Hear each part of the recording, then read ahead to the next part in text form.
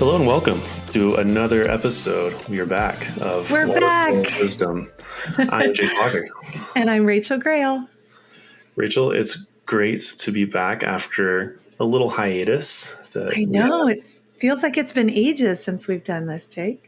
I know I had logged into this platform. I remember how things worked, and also a lot of things changed. So it's very confusing. But we took a little hiatus. It's been a busy time over here. We did some rebranding. We did some in-person meetings. We did so much. And then we also just took a step back to rethink this podcast of what do we want this to be. So over the course of the next few episodes, we'll be introducing some new formats for this podcast.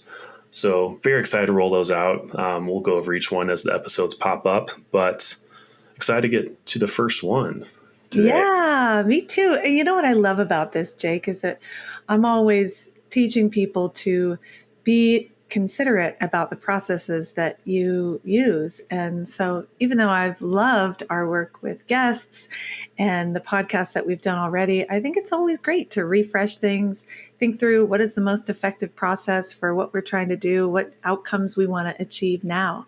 So sure.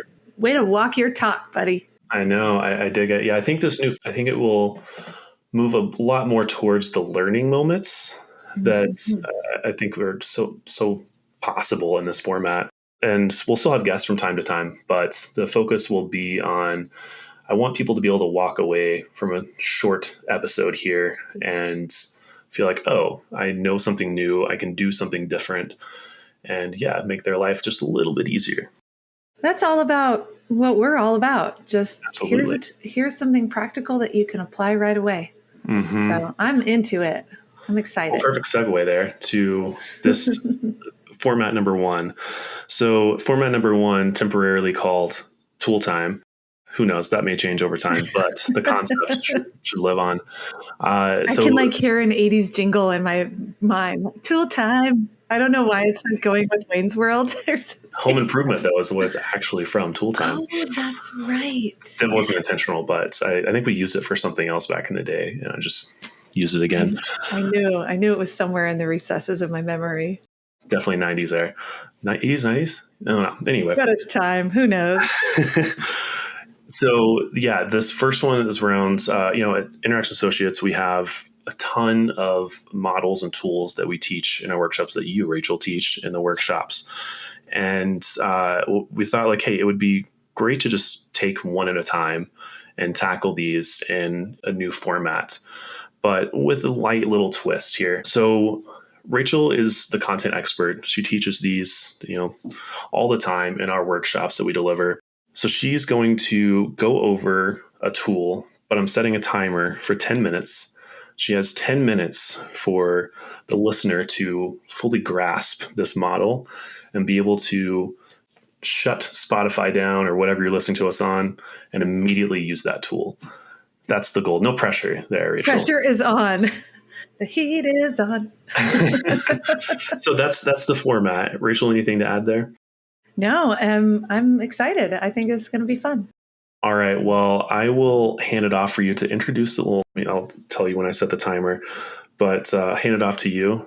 And timer is started. All right.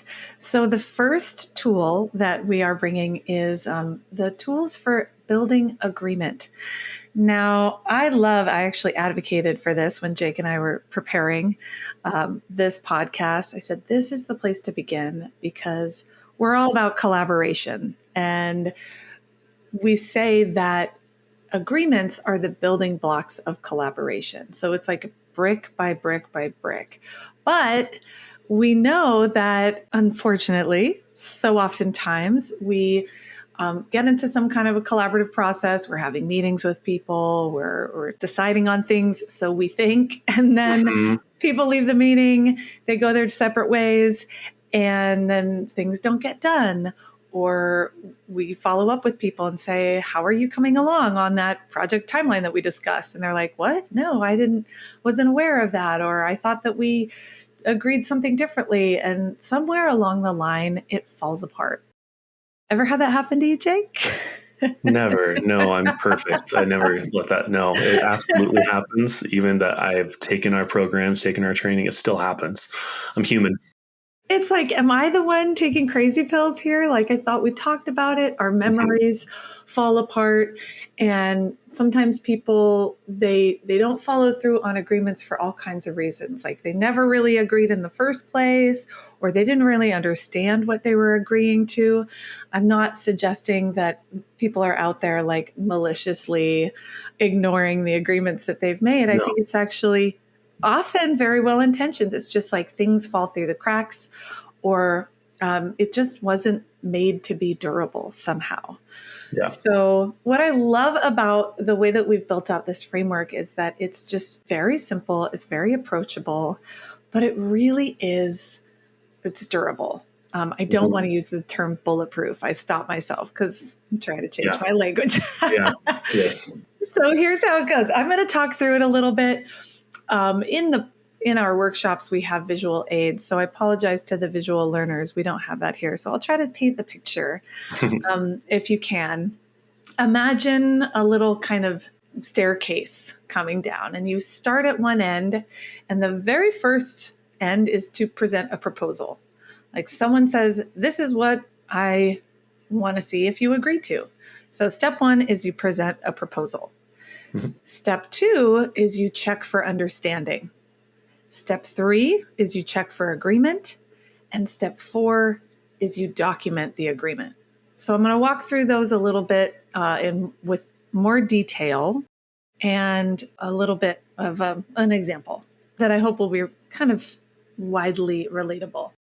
So I'm going to present a proposal. This is something that I hope people will agree to. Ideally, this will come from some conversation. You can say, okay, we've been talking about this for a little while, and so it sounds like this might work. It could be something like a product manager proposes a timeline for a product launch. They've got milestones and Mhm. responsibilities for each person responsible for a part of this product launch. So they say, all right, here's what I think we can do. This is the timeline. This is what you're all responsible for. Now, checking for understanding is a really critical component. This is one that I Always forgotten. skip, where it's like, Mhm. let's make sure everyone really understands. This could be asking people, what do you think the proposal is? Do you understand your role in this? Really making sure that what I think I'm saying is also what you're hearing. So much of the time, we make assumptions because our Mhm. minds are amazing. They're meaning making machines. And we think we kind of assume understanding or we assume agreement. So checking for understanding is a very, very critical component. Yeah, because also you're the one putting the pearls out, so you're in your head. You're like, oh, yeah, of course. If I understand it, everyone understands it. Not a problem. Yes, yeah, and you want to think too. Who is in front of you? What questions might they have? What are the power dynamics? You want to set up an Mhm. environment where people can really ask questions if they don't understand. Yeah. So don't skip checking for understanding. No. This is another one that it sounds silly, but people skip checking for agreement. They say, okay, everyone's clear. Great. We're doing it. Right? Have you ever seen that happen, Jake? Yes, and I've been guilty of skipping that step. Absolutely, been guilty of it. Yeah, and on the other side of, oh, wait a second, I'm not agreeing to this. I understand you fully, but the agreement is not there. Yeah. And again, this isn't ill intention. Sometimes people just, we're running out of time in the meeting, Mhm. or we are just assuming that everybody's on board because people haven't voiced their concerns. But it's so critical to say, all right, can anyone not agree to this? Can you agree? Can you agree? Depending on how many people, you might want to go around and ask people individually, do you agree? Mhm. Having that one-on-one clear agreement. It's like I was flying the other day, actually back from Denver, and I lucked out. I got an emergency exit row, which is always like score. Mhm. Until I can travel first class, I will always be Yeah. excited for an Or master's emergency. class. Yeah. Yes. And when you're sitting in the emergency exit row, tell you this is the responsibilities of your seat. And they say, I need a verbal agreement and eye contact from each one of you. And they go around to all the 6 people in the 2 rows. At least that was the size of my plane. And I was thinking about that. I was like, now they have a clear agreement from everyone. I was like, oh, look at them following the models. Yep, Good following job. our models. Yeah. Good job. Good job, United. Yeah. So then the last part is to document the agreement. This is like, let's write down, here's what we agreed to. These are the details. This is the date. This is who was present. Don't rely on memory. No shade, but we don't remember things as good as we think we do. So documenting the agreement. Yes, I completely agree because I am so guilty of that one often. It's like, all right, this is something I'm obviously going to remember. This is so important. And then on a one-on-one. So I'm like, we built the agreements. We did all the steps. I'm like, all right, I'm good. We'll touch base on our next call. Completely forget about it. 3 weeks later, I'm like, oh, we were supposed to be doing that. We didn't do it. Drop the ball. Yeah. Yeah. Or what was the date that we agreed? Yeah. Who was responsible for that? Don't know. Yeah. Don't know. What? And then what happens is that we remember the way that serves us by the time we're trying to recall the memory. We're like, no, weren't you supposed to do that? Yeah. Oh man. Wasn't the timeline actually pushed out? Yeah. Delayed. You spend like 5-10 meetings at the front of a meeting just going over, oh wait, what was that again? Let's remember our agreements that we built on that last call. Yeah. So these 4 steps are ideally what you want to use when you're trying to work collaboratively. This helps everyone be on the same page, feel like they have accountability for the decision that's been made, for the agreement that's been made, and that there's a record of it so that we can go back to it if and when we forget. Yeah. Now, I kind of dropped my example here because I just did that. But I want to pick it back up again when I talk about what happens if you get to the part where you say like, okay, can anyone not agree to that? And someone's like, actually, yes. And here's the important part. We want to create an environment where if people do not agree for whatever reason, they can actually say that in the moment rather than they hold their tongue, they swallow it, they're frustrated, and they're like, yeah, whatever, I'm not going to say anything, but no way I'm going to do it. That's just impossible. Or I don't think this is the right approach or whatever it is.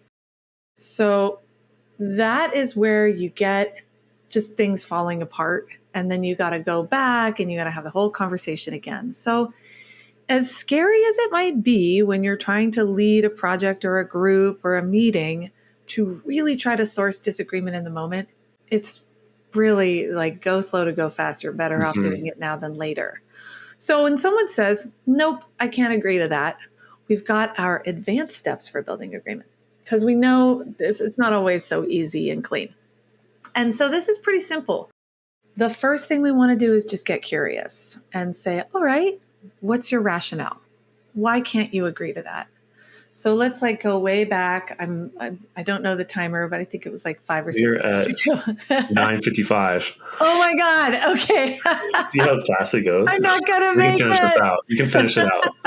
But technically you did it because the billing agreements was the model, but you went one step further and said, let's do advance. So technically you got all of them. You're very generous. We can give a little time for the advanced steps. I think is important. Okay. Thank you. Yeah, that's very generous. So let's say you cannot agree. Let's say, for example, the product manager who proposes this timeline says, okay, this is the timeline. This is who's responsible for what. And let's say someone in the marketing department, for example, says, I don't actually think that's the best timeline because we've got this major industry event and it moves it up a little bit, but I think that we'll get a lot of momentum. There'll be a lot of benefits for doing it this way, doing it on this timeline. So now we've got a little bit of a situation. We've got to take that rationale and figure out, can we weave in the rationale that person has offered with the original proposal in a way that works for everyone, in a way that everyone can agree to support whatever decision is being made. So we use this tool called add to or take away. So in this example, we might say, okay, well, we're going to add to this proposal for the timeline that it's going to be moved up slightly to align with this industry event. But you know what? Because it's a couple weeks up, we might need to take a few things away. We might need to pull off some deliverables that align with this product launch so that we can get everything done. And that's where the conversation happens. That's where the team says, all right, we're going to add this, we're going to take away that. Now we have a new proposal. And you go back through those steps of, now that we've got this new idea, let's check for understanding. Are we all clear what this means to each of us? Do I know the implications for what I need to deliver? Then check for agreement and then document that agreement. And voila, ta-da, your work is happening, ideally. That was awesome. I even though we went, I think maybe that was 11 minutes total. 11 minutes total. I'll get that. That's still, check that box. I think you provided a great tool for someone who will hear the outro music and immediately apply building agreements. I hope so. Give it a try. You can do this with your partners. You can do this with your peers at work. There's lots of places where you can do this. It doesn't have to be, it sounds all formal, but it can be really quick. Where do you want to go to dinner? All right. Yeah. Is it this Mexican restaurant on that street or that on that street? Okay. Yeah. Great. Do you agree? Great. Let's go. You might not need to document that one. Yep. Document it too. Make sure you write it down. Send me the location in chat. I'm on my way to tacos. There it is. Well, love it. Rachel, how is this one of the new formats for you? I love it. It's fun. It's fun. Yeah. I want to invite people's questions, add to experiences using these tools. If you want to share with us, try these tools out. Let us know how it goes. Let me know if there's something I left out for you in being able to be successful so that I can do better. Awesome. Well, it's always great, Rachel. Thank you very much for this new model. Always great. See you next time, Jake. See you next time. Thanks for listening to Water Cooler Wisdom. This podcast is brought to you by Interaction Associates, a leading professional development and leadership training organization whose mission is to help people work better together. If you'd like to learn more, visit interactionassociates.com. If you have questions, comments, or are interested in collaborating with this podcast, you can email us at watercoolerwisdom@interactionassociates.com.